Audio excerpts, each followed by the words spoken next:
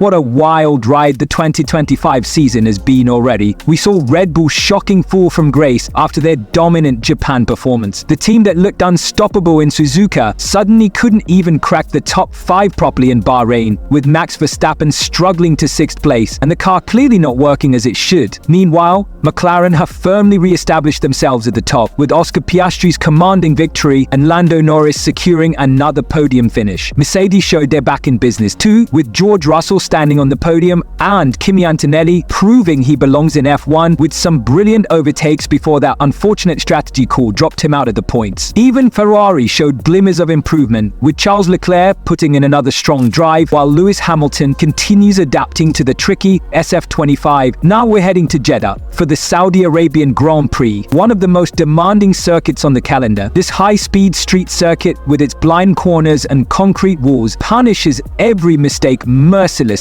Last year we saw multiple safety cars and dramatic moments, and with the 2025 field looking more competitive than ever, this could be absolute chaos. In this video, we'll break down everything you need to know about the Saudi GP weekend. We'll look at the unique challenges of the Jeddah Corniche circuit and which teams it should suit. We'll discuss the biggest stars to watch. Can Oscar Piastri continue his flawless form? Will Max Verstappen bounce back? Could this be Kimi Antonelli's breakthrough race? We'll also examine the potential flops. Ferrari's strategy team always provides entertainment, and of course, we'll give our qualifying and race predictions, including which dark horses might surprise us all when the lights go out under the Jeddah night sky.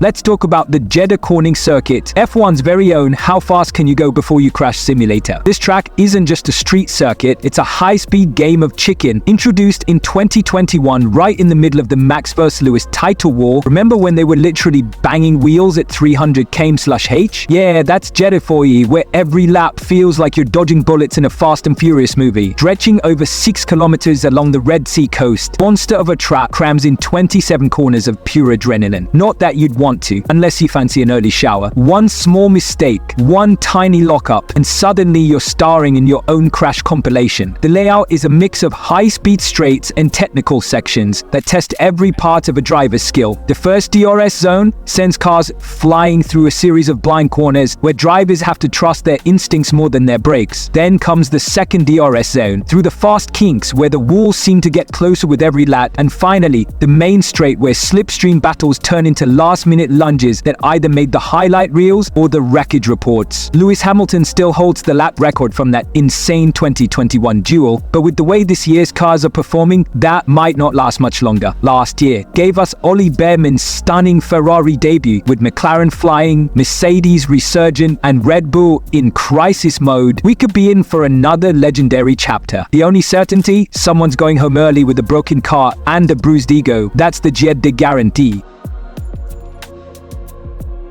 Alright, let's talk about who's shining the brightest and who might just fumble the bag this weekend, because the Jeddah Corniche circuit does not play favorites. Everyone is fast in an F1 car, but this track doesn't reward speed as much as it punishes mistakes. Just ask Lance Stroll and Mick Schumacher, both of whom had major crashes here in the past. This place is like Monaco with a Red Bull's caffeine dose. One tiny misjudgment and boom, you're in the wall. So let's get into the biggest star prediction. I mean, it's not even a debate right now. It has to be Oscar Piastri. The guy's on fire. He's the only driver to win 2 races in 2025 so far, and he's not just driving the McLaren fast, he's driving it with confidence. You can see it in the way he overtakes, the way he manages tire wear, even in the way he handles post-race interviews. This isn't rookie Oscar anymore. This is a championship caliber driver, and I think Jeddah is going to suit him well. Historically, McLaren hasn't exactly owned this track, but with Oscar's momentum, maybe he's the one who changes that narrative. I'm even going out on a limb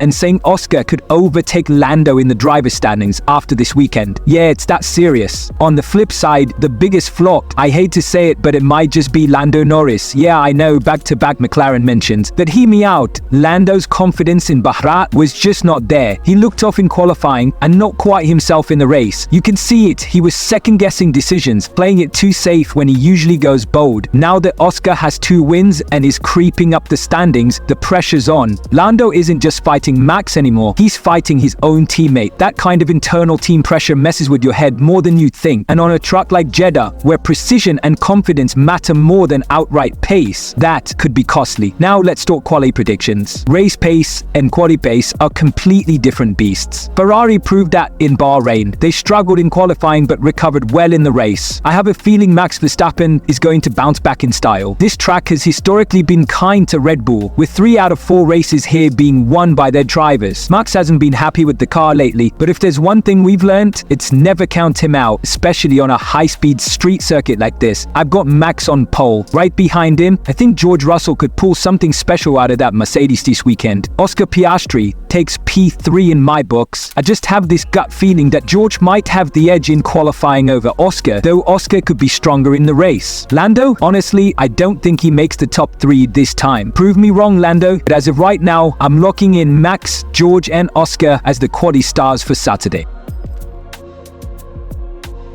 Let's see how it all plays out. You never really know with Jeddah. It always finds a way to shake up the order. Now let's paint the picture. It's race day. Max Verstappen on pole. Again, he's staring down the long straight into turn 1 with 2 hungry drivers breathing down his neck. Oscar Piastri and George Russell. Max knows exactly what to do here. This isn't his first rodeo. He's going to cover off both sides into turn 1 like he's playing real-life chess at 300 kph. No risks, just pure domination vibes. But right behind them, Oscar and George are ready to scrap. And I don't think George is keeping that P2 for long, because if Oscar's in P3, yeah, he's getting through. And I just feel like lap 1, sector 1, Oscar's gonna slip down the inside or the outside or literally through the pixels of George's car to grab P2. George might try to fight back, but let's be real, Oscar's been quicker on the pressure lately. Now, let's talk about some of the rookies. It's easy to forget how insane Jeddah can be for drivers with limited experience, but I think Kimi Antonelli, Ishaq Hadjar and Ollie Bearman are going to show up big time this weekend. And with decent machinery